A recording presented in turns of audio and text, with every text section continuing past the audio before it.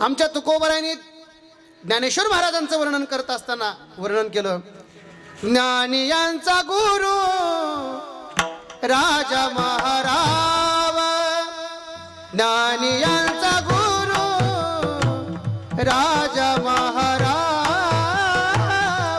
ज्ञानी यांचा गुरु राजा महाराव, म्हणती ज्ञानदेव तुम्हासे, म्हणती ज्ञानदेव तुम्हासे, मज पामरा हे काय थोरपण, मज पामरा हे काय थोरपण.